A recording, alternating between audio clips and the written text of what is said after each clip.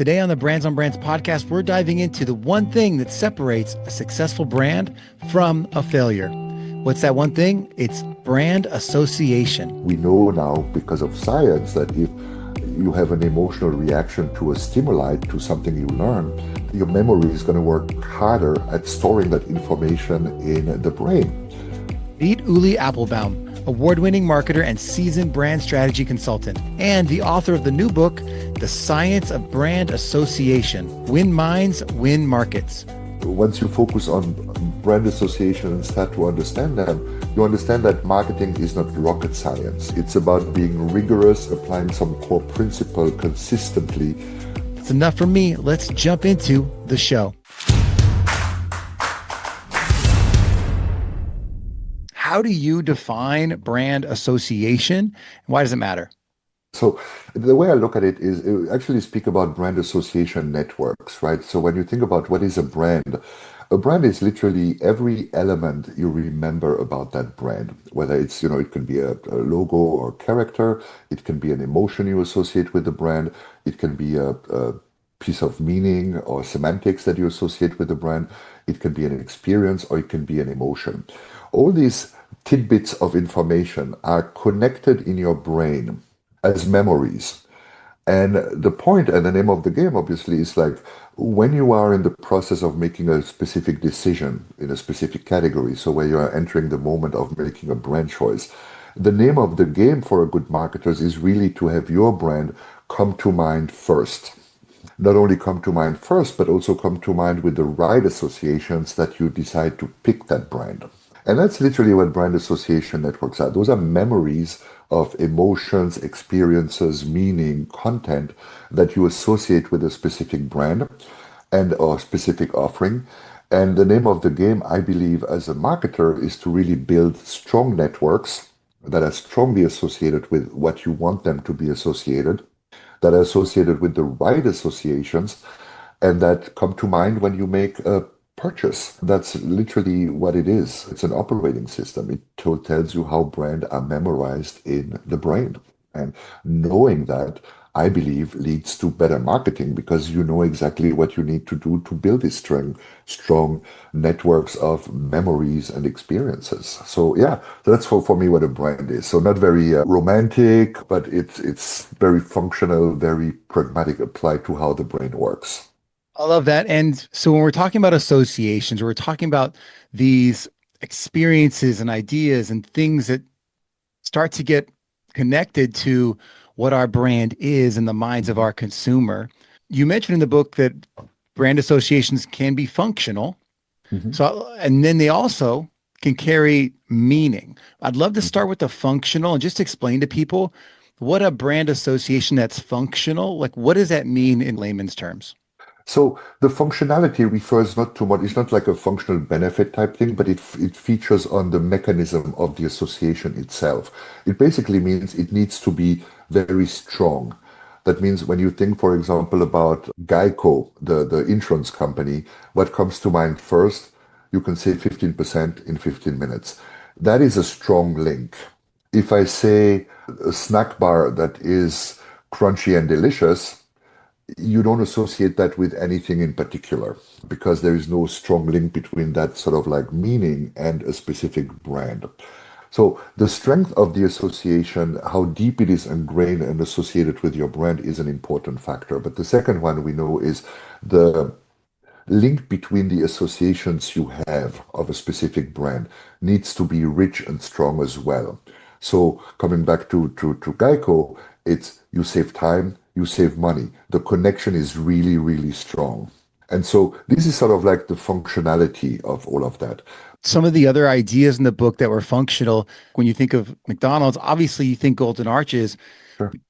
For a brand that really that is dependent on foot traffic and cars pulling Mhm. off the freeway or something recognizable like that, that you can see from a distance matters. So you have this network of associations.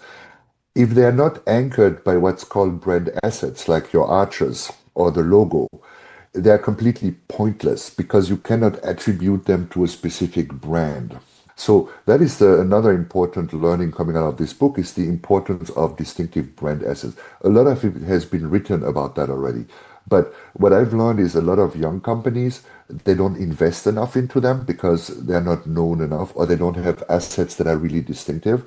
And a lot of big companies that have 100 years of history and familiarity do not leverage them in their communication enough. I don't know if it's the fear or like people don't want to see a logo, I don't want to see branded content and all these kind of things.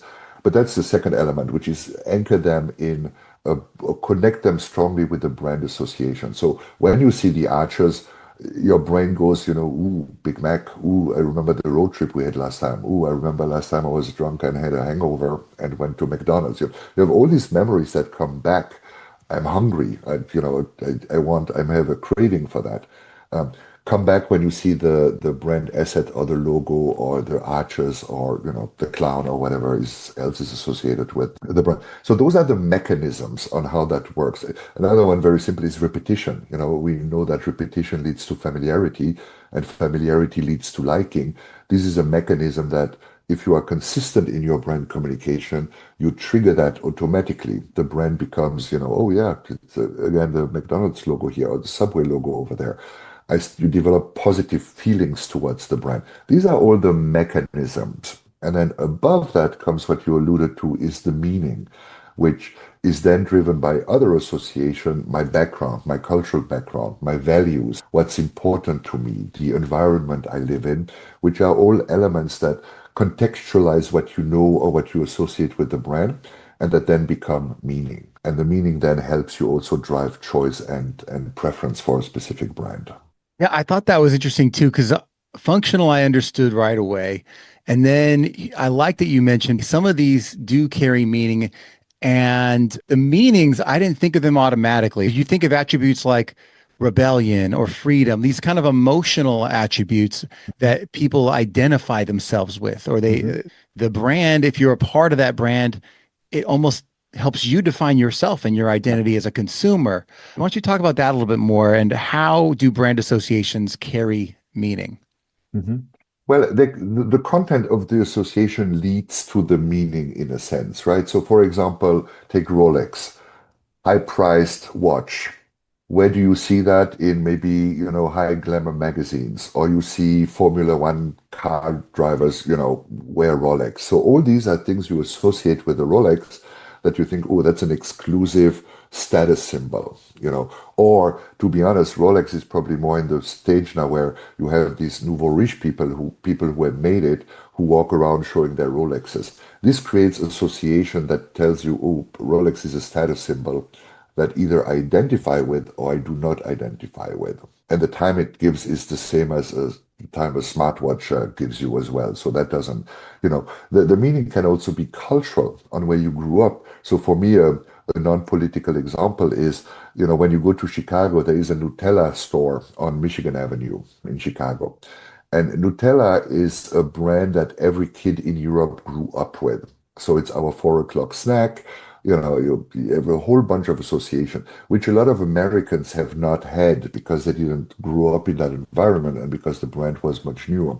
Go into the Nutella store in Chicago, 90% of the visitors are foreigners, are non-Americans, because they see that, ooh, I remember my childhood, I remember my family meals, I remember all these good emotions, I want to experience the store itself. So this is sort of like a cultural meaning associated with the brand that some consumers will have and others will not. We can go into politics, but that would explode the frame of this podcast, but you can easily apply that to politics as well, or personal values, what matters to you. And if you associate that with the brand, it becomes a statement about you. That's the other part where self-identity kicks in, right? I associate myself with brands that say something about me, that express something about me. Either it's positive or negative, but that becomes part of the way we purchase things. But again, even the self-identity or this desire to use a brand as self-identity is because the brand is associated with things that are valuable to you, that are meaningful to you, that are important to you, and that you want to communicate out there. Did that make sense? When we talk about brand meaning, if we dive a little deeper there, you mentioned five things. And I want to slow down and let the audience hear them again, because I thought it was a big part of the book for me, really isolating. There are different types of things with brand meaning. There's, like you said, cultural, Mhm, social, mhm, emotional, mhm, symbolic, and functional. mhm, And they might have to get the book to dive into what each of those means, and that's okay. But I want to acknowledge there's these five ways that we can categorize brand meaning. And I love that you start to call them out. There's a lot of them, and sometimes you focus on just one, mhm. and that there is no one right way. So, can you talk about that a little bit more? Of course. So as I said earlier, each brand is comes to life in a specific context, right? And that context help give meaning or attracts a specific consumer segment that projects their own values and add this meaning to a brand. So one thing that drives me nuts in the marketing world is this obsession with one concept, right? Everything is about culture today, or everything is about purpose. And the reason to highlight these different type of meanings that are all valid, that are all potential solutions for a brand when you want to position it, um, showed to me that there are way more options than just following the crowd and obsessing about one of the options, right? One thing I think is I like, for example, because it's so counterintuitive, is the functional meaning. You know, there are brands out there that you love because of the pure functional job they do. And for me, a typical example there is WD-40. It's the lubricant. And it's not something, you know, I want to walk around and hold the can in my hand and say, hey, look, that's me, that's my type, my personality, or that's my crowd. You know, it's like, no, it does a great job and it does it perfectly. That's why I love it. There are other elements where, you know, I want to make a statement, I belong to this group. So I will associate myself with these type of brand that allow me to do that. But that doesn't mean that every single time I position a brand, I want to be a social brand or I want to be a cultural brand or a purely functional brand.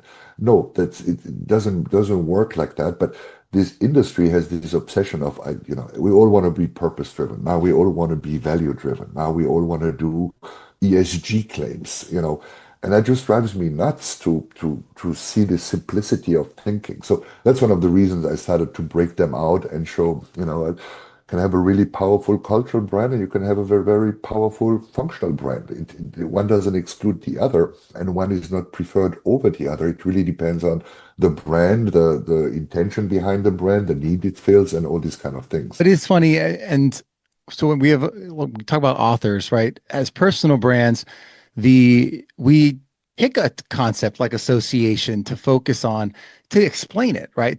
Mhm, To be someone associated with that thing, and I'd say the like for Simon Sinek, who was doing, just start with why, and he had that like that golden circle, which was the why and the what and the how at the why in the middle. That image of that golden circle and him giving that on mhm, stage the whiteboard was such a great functional brand association for him, mhm. which was telling other people to, pick one brand meaning in the emotional realm.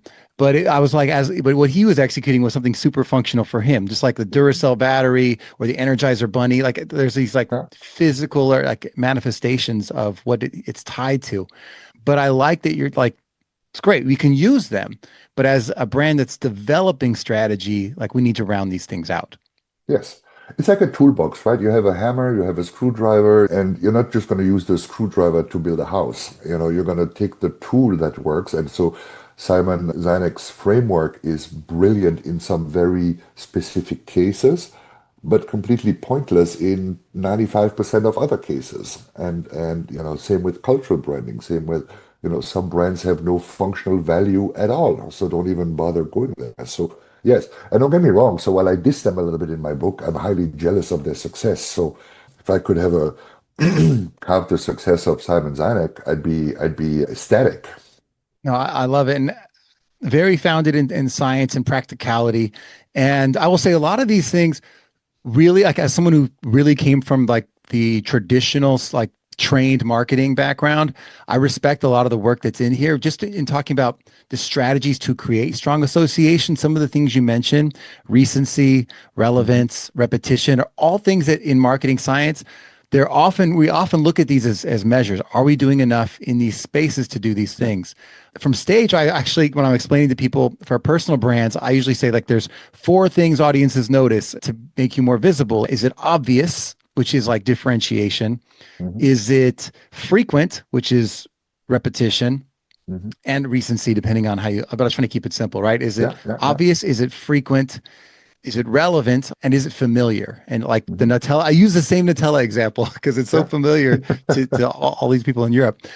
So a lot of these core concepts, like we're not inventing these. You're not inventing these. These are practical marketing applications that you could use from a brand development standpoint if you are a marketing manager coming up, or if you're doing this for yourself. Yes, absolutely. This book is a curation of, the way I look at it is science and best-in-class evidence-based principles. So to your point, I'm not making anything up. I think maybe the only value I really add is to present it in a concise and understandable way, but more importantly, and that's maybe what has been missing until now, to turn that into scorecards, action steps, a simple practical implication for the marketer. The just point you just mentioned it. All these points are familiar in the world of marketing, but are they applied consistently and continuously? No, they are not. You can be relevant. The only point I would add to your list is, emotional resonance. We know now because of science that if you have an emotional reaction to a stimuli, to something you learn, your memory is going to work harder at storing that information in the brain. So why doesn't every brand interaction have some kind of emotional resonance or trigger some kind of emotional resonance? That can be a funny piece of advertising, that makes you chuckle. That is already an emotional element that strengthened the memory in your brain. We know all this. We just don't apply it systematically because for whatever reason. Yeah, no, you have a much longer list and they're all Yes. valid and they're great in the book. So I really appreciate that. If someone's doing this for themselves, what are some of the things we could start to think about? Like if you're trying to move towards creating strong associations, what are some steps you could start to take? Well, the first one is really identify what association do I want to create, right? And that you can be start with the look, the way you look. And in my case, for example, one thing that part of me is my German accent. There's no way around it. Another part is maybe the way how I look at things. We try to break them down simply and then make them actionable. So you try to identify what are sort of like the core basic associations that you want to be identified with. The point is obviously you want them to be attractive. Sometimes use the example I can run naked down my street here. Trust me, a lot of people will remember that, but do I add any value? Do I provide anything people are interested in? No. So that's a pointless association. And then once you have defined those, it starts very simply with consistency. It's like always show up in the way you do. Like you always show up with your cap, with your branded caps. That becomes part of your personality and part of what people associate with you. So consistency, just repetition, as we discussed earlier, repetition leads to familiarity. And over time, we'll be like, oh yeah, Brandon is always doing these great interviews, always wear his caps or has his mic and his headphones. That's part of who he is and part of the content he provides, and he always has great interviews. So repeating that just reinforces the memories I have about you, for example. So those are like simple steps you can really start to do is, clearly define what is it you want to be associated with, and then be consistent and repeat them on YouTube, on your podcast, on your LinkedIn post, everywhere you appear to your audience, you want to be consistent. That's a big thing big brands don't do or marketers don't do is they forget to show their brand assets or their logo or to be consistent in their communication. Biggest mistake ever because it's like compound interest, right? The more you do it, the stronger this memory and association becomes. But obviously, as I said, it needs to be relevant. If you interview, I don't know, people that have no relevant content, I'll be listening to your podcast 2 times and then I'll be moving on because I'll be like, yeah, okay, it's great, looks great, it's really distinctive, but I'm not really learning anything. There is no value for me. So start with those two things and you'll be ahead of, I would say, 80% of all people out there trying to differentiate themselves and provide valuable content. As we're wrapping up today, are there any mistakes that we should be avoiding? I know you have a whole section on this, but just some things that come top of mind that you think the audience might find useful. So one thing that struck me actually when I researched the book is we talk about brand assets, right? And brand assets are important because they are the anchor of all the meaning, of all the associations. Without the arches, the McDonald's meaning are not attributed to the right brand. It's like a fingerprint, in my opinion, you know.